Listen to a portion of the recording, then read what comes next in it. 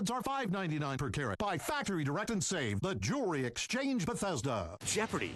Weeknights at 7:30 on ABC7. Hi, everyone. Welcome to On the Money. I'm Becky Quick. Worried about your retirement? The new plan that guarantees income. It's not an IRA or a 401k, but something new and different. Mind the Gap. How and why women need to think, save, and invest differently than men do. The world's largest furniture retailer is assembling a plan to expand in the United States, and why IKEA is a pretty good place to work. Plus, everything old is new again. The return of the travel agent, but this time with a twist. On the Money starts right now. This is On the Money. Your money, your life, your future. Now, Becky Quick. We begin with your retirement. Do you have enough saved for when you stop working? If you're like most Americans, the answer is no. More than half have $10,000 or less put away. The crisis comes as there are questions about the future of Social Security and a decline in pensions that are offered by employers. So what can be done to get Americans to save more? That's our cover story. Retirement in the U.S. is becoming increasingly self-funded. In 1979, 38% of private employers offered pensions. Now it's just 13%. The guaranteed retirement benefit is still common for government workers and union members, but private employers are more likely to offer 401k. Employees put a portion of their pre-tax salary into tax-deferred accounts. Employers can match those contributions, although they don't have to. But unlike pensions, which pay a fixed amount, 401k accounts can rise and fall with the stock market. The Great Recession of 2008 temporarily wiped out the retirement savings of many Americans. And not all workers have access to 401k plans. More than 30 million Americans have no employer-sponsored retirement plan, often because they work for small businesses which can't afford them. In fact, 1/3 of Americans overall have nothing saved for retirement. It's even worse for women. 38% have no money saved, compared to 30% of men. Over the next 2 decades, nearly 10,000 Americans will reach retirement age every single day. But our next guest says that most won't have enough saved to retire comfortably unless the government starts making changes. Teresa Ghilarducci is the co-author of Rescuing Retirement. That's a book that lays out a bipartisan plan to try and fix the looming crisis. And Teresa, thank you so much for being here today. Thank you. You call this retirement crisis one of America's biggest challenges. You have a solution, though. What is it?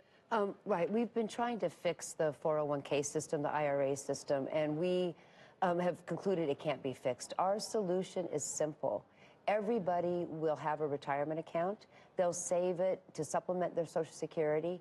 That retirement account will be invested in a pooled account. It will get much higher returns than any 401k or IRA could get. And it can't be touched before retirement. And at retirement, the worker and their beneficiary will get a stream of income to supplement their Social Security. How would this work? I mean, is this something where your employer would take the money out of your paycheck? That's right. As it comes through? That's right. I can imagine a lot of pushback from people who say, wait a second, I'm already taking money out for Social Security, I'm already taking money out for health care and for other things that come down the line. I don't have it right now. You would imagine that, but it turns out survey after survey, when people are asked, what do you want to do about your retirement? They're asked, do you want your taxes to go up? They say no. Do you want to be only reliant on Social Security when you retire? They say no. Do you want to be forced to save? They say yes.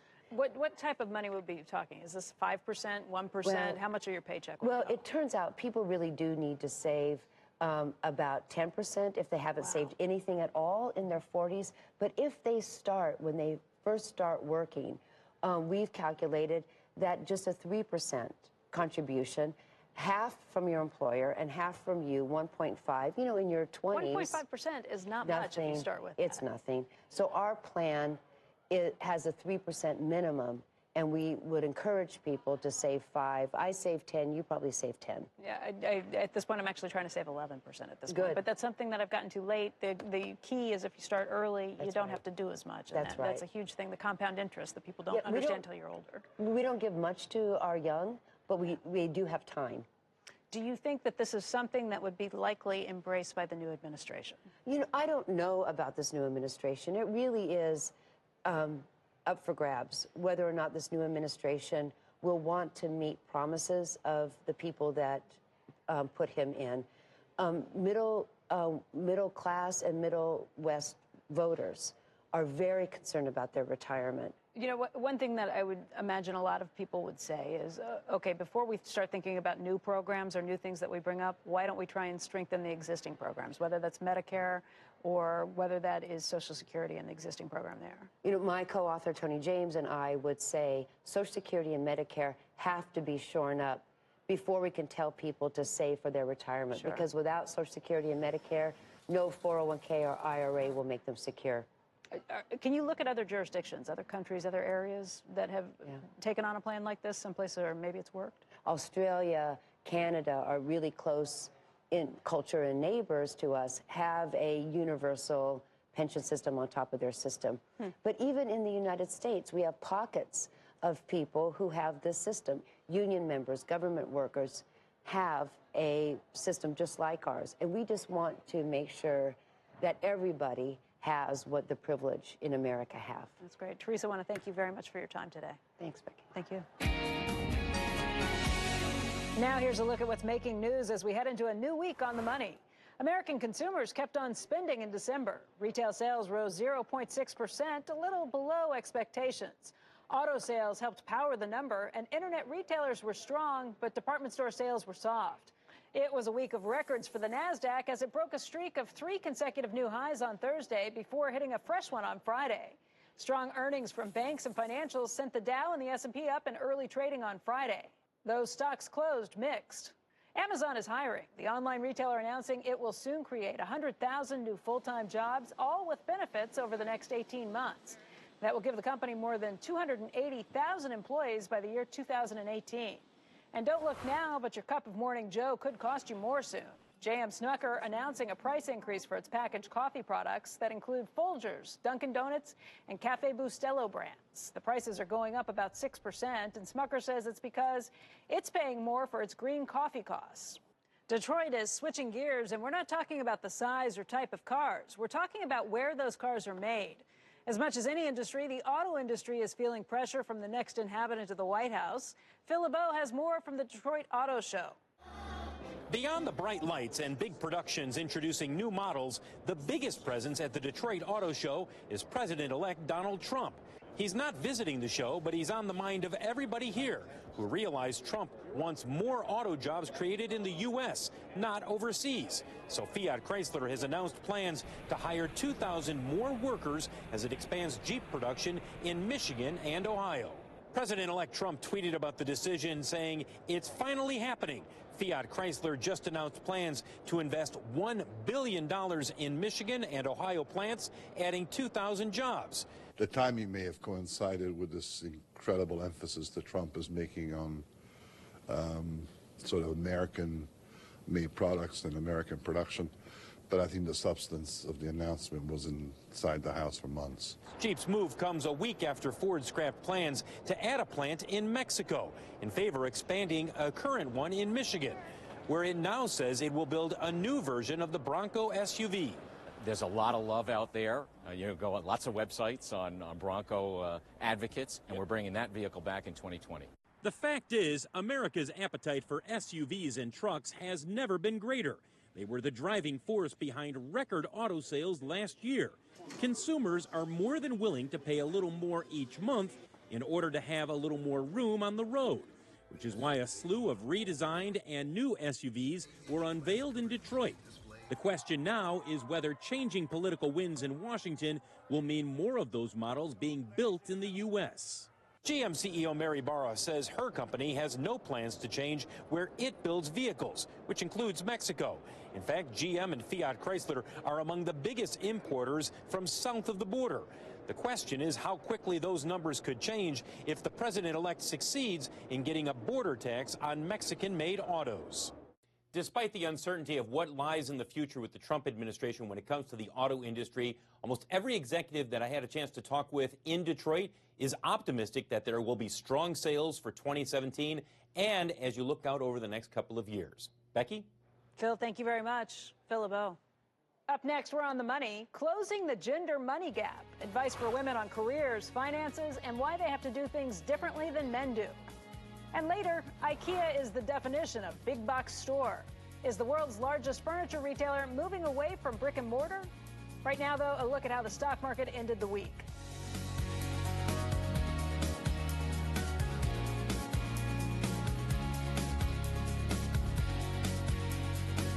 I enlisted in the Army in 2005. I went to Iraq 3 times and Afghanistan once. She's the culprit that ripped our door off. 2,000-pound animal bumping into a steel door creates quite a bit of damage. Actually use the app, take pictures of it right there for USAA, and they take care of the rest. USAA is great about working with both active and separated military. I'm Josh Eilers, and I'm a USAA member for life. Call USAA today to talk about your insurance needs. 200 million watching history be made, 2 million making their own, 5 seconds gained, and a nomination won.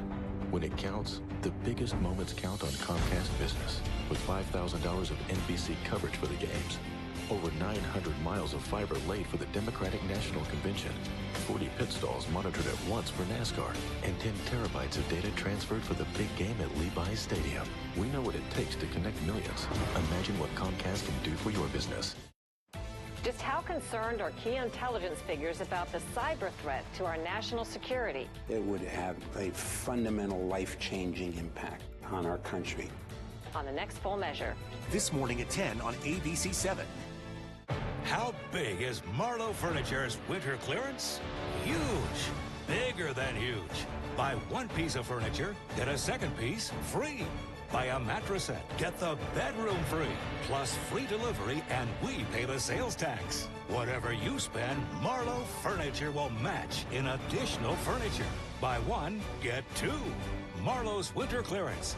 Hot furniture. Stone cold savings. On now. Corners of a city street, a table and a cafe seat. I've got you everywhere I go. You're everywhere, got you everywhere, everywhere I go. Wheel of Fortune, weeknights at 7 on ABC 7.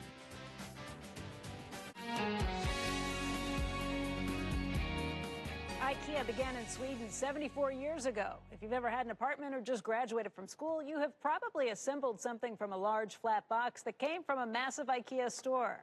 Today, the global company is the world's largest furniture retailer. Lars Peterson is the IKEA U.S. president. And Lars, thank you for joining us today. Thank you, Becky. Who is the average IKEA customer right here in the United States? Actually, our vision is to create a better everyday life for the many people. And we have seen that we have a very broad customer base. And we are really obsessed by people's life at home, regardless of the size or the income of people living there. We see everything from people living on extreme small spaces in their inner cities to the suburbs coming to IKEA.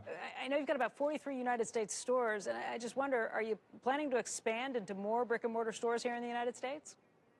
Yes, we are. We are still small on the American market. 43 stores for us is a lot, but it's still, we are many people that we're not reaching here in US. So we are expanding our e-commerce business, but we're also building more brick and mortar because we see that it's very important to be accessible, also in a way to show our solutions in a three-dimensional way in our stores. So yeah, we're going to build some more stores. Next one is in Columbus, Ohio, then it's going to be Indianapolis, Jacksonville, Florida, and so on and so on. So you're really going to be moving into the heartland, too. I think of you as being a Northeast company.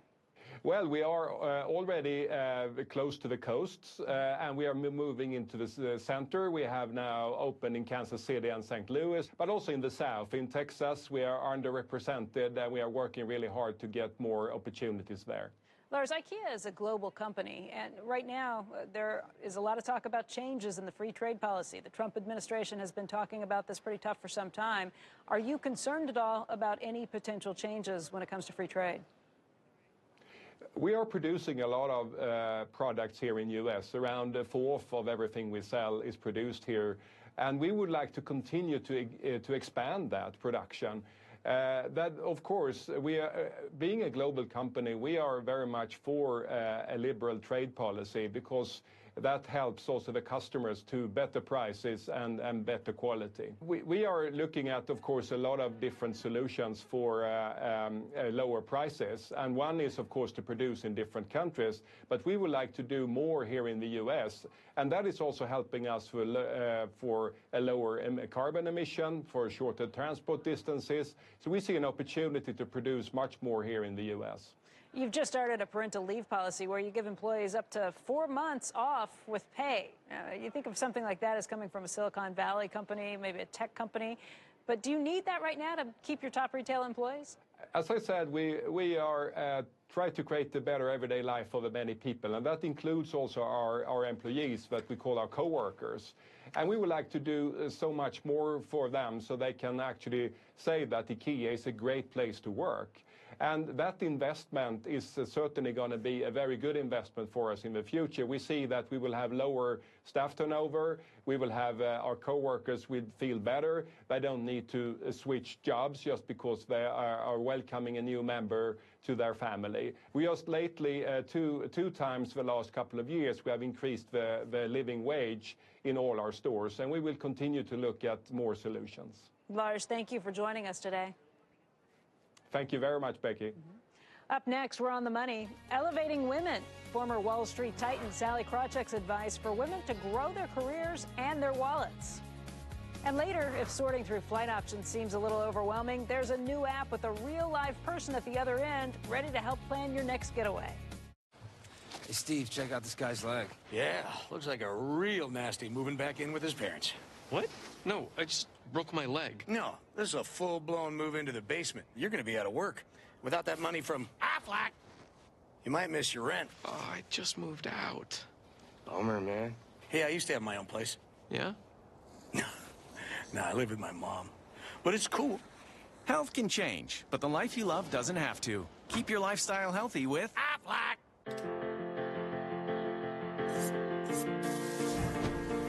Just like the people who own them, every business is different. But every one of those businesses will need legal help as they age and grow. Whether it be help starting your business, vendor contracts, or employment agreements, LegalZoom's network of attorneys can help you every step of the way. So you can focus on what you do. We'll handle the legal stuff that comes up along the way. LegalZoom. Legal help is here. Diamonds, 1 carat studs, $5.99. 1 carat solitaires, $9.90. 1 carat certified, $19.90. With diamond mounting, $24.90. Thousands of GIA diamonds and designer rings. Set while you watch. Buy direct. The Jewelry Exchange, Bethesda. When winter weather is at its worst, Stormwatch 7 is at its best. Alerting, preparing, and protecting you. You definitely do not want to go outside. With accurate weather coverage when storms hit. Because keeping you safe and connected with Stormwatch 7, whether it's here, or here, keeps you alert and ready. Alerts, prepares, protects. Stormwatch 7, on your side when it matters most. This winter, don't be left out in the cold. Does anyone else feel a draft in here, or is it just me? Live's got guests who will make you feel good. You know how we feel right now. And amazing co-hosts. Can you handle it? No, but I love it. Feel good all winter on Live with Kelly. Weekdays at 9 on ABC 7. Diamonds, the Jewelry Exchange has 2 carat solitaires for $19.90, certified 2 carat for $59.90, 3 carat rings for $69.90, and most sizes and grades of GIA diamonds, all with a low price guarantee. Buy direct. The Jewelry Exchange, Bethesda. Sign up for school closings text alerts at WJLA.com/text.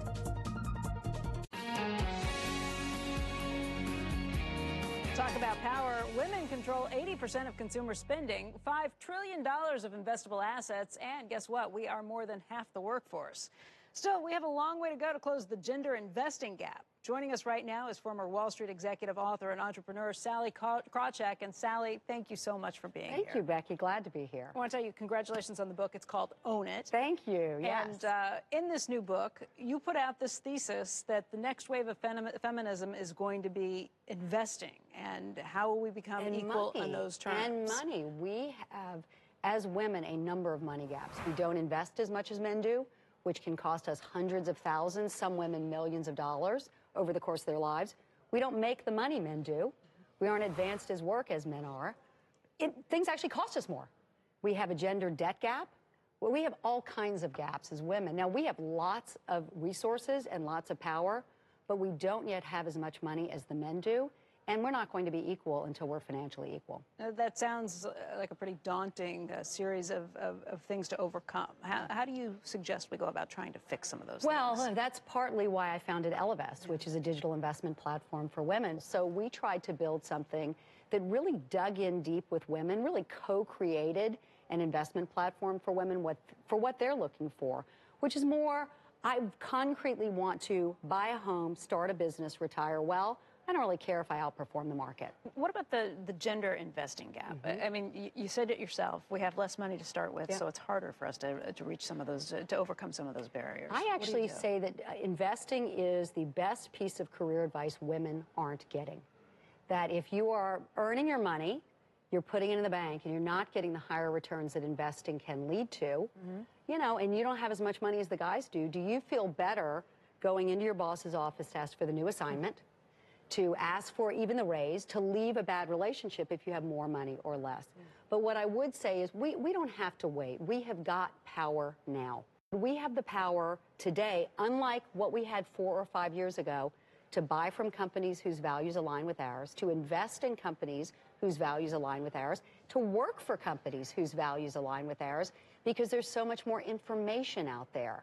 Really different from when I was younger. If a company didn't treat me or women well, I'd stay or go to another company. Now I can start my own business. What's really happening here is the power is coming our way. What's the biggest message with Own It, aside from owning it on all these aspects of your financial life? If there's one thing that you had to tell women, if there's one bit of advice, what would it be? I would say we bring great qualities to work. The world is coming our way. The relationship focus we bring, the ability to see things holistically, the risk awareness we bring, these are becoming more valuable. If companies don't value us for who we are, we now have choices and power we just didn't have a handful of years ago. The world is coming our way. We can't continue to do what we did before because our advancement in business stalled out. Thank you so much for joining us. Make sure everybody picks it up. Again, it's called Own It, The Power of Women at Work. Up next on The Money, a look at the news for the week ahead. And you may think they've gone the way of the horse and buggy, but now a new digital startup is looking for a few good travel agents. How will this work, you ask? We have the answers when we return. With my moderate to severe ulcerative colitis, the possibility of a flare was almost always on my mind. Thinking about what to avoid, where to go, and how to deal with my UC. To me, that was normal until I talked to my doctor. She told me that Humira helps people like me get UC under control and keep it under control when certain medications haven't worked well enough. Humira can lower your ability to fight infections, including tuberculosis. Serious, sometimes fatal infections and cancers, including lymphoma, have happened, as have blood, liver, and nervous system problems, serious allergic reactions, and new or worsening heart failure. Before treatment, get tested for TB. Tell your doctor if you've been to areas where certain fungal infections are common, and if you've had TB, hepatitis B, are prone to infections, or have flu-like symptoms or sores. Don't start Humira if you have an infection. Raise your expectations. Ask your gastroenterologist about Humira.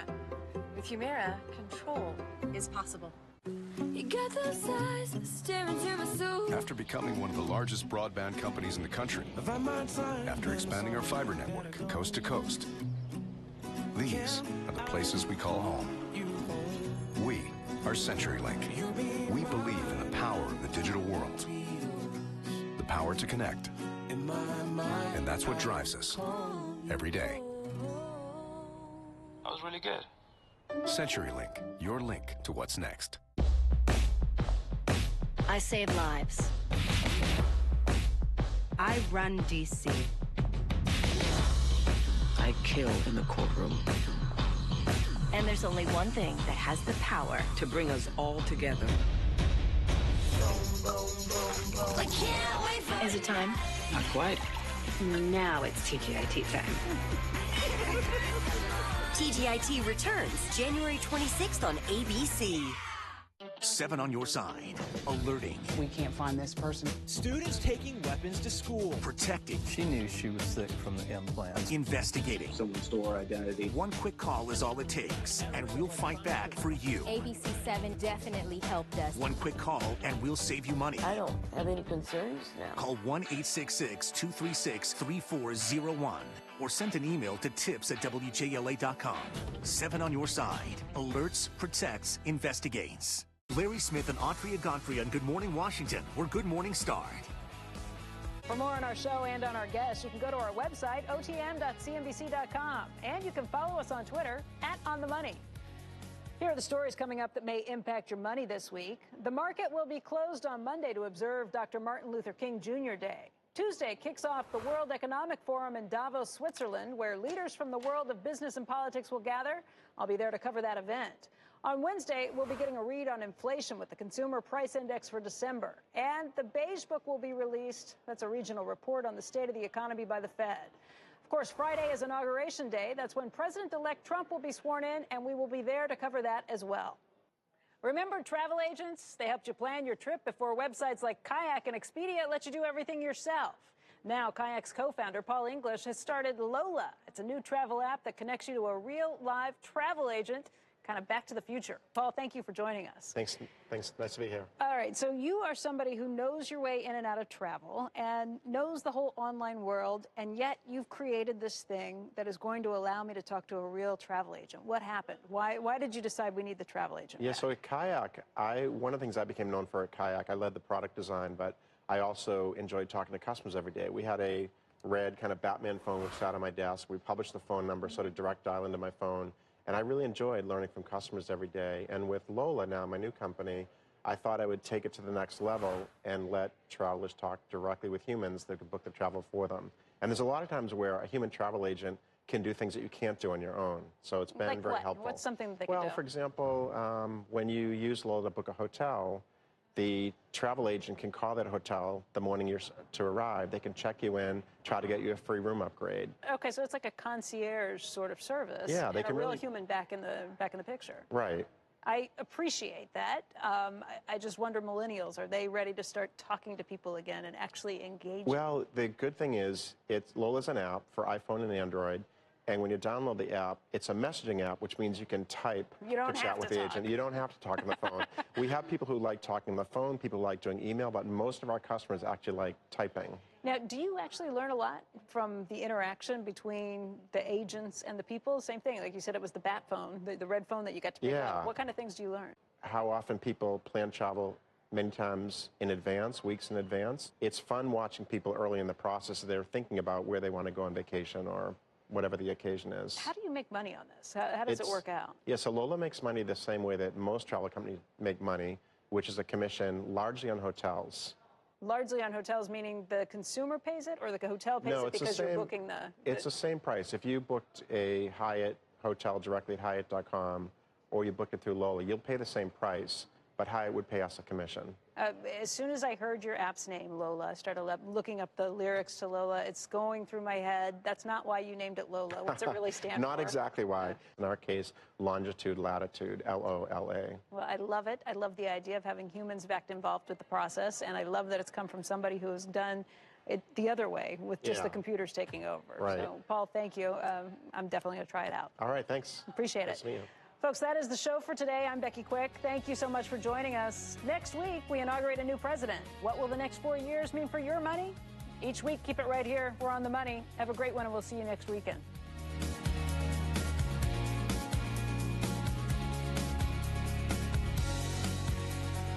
Good Morning Washington, where Good Morning started. Alerts, prepares, protects. Stormwatch 7 on your side.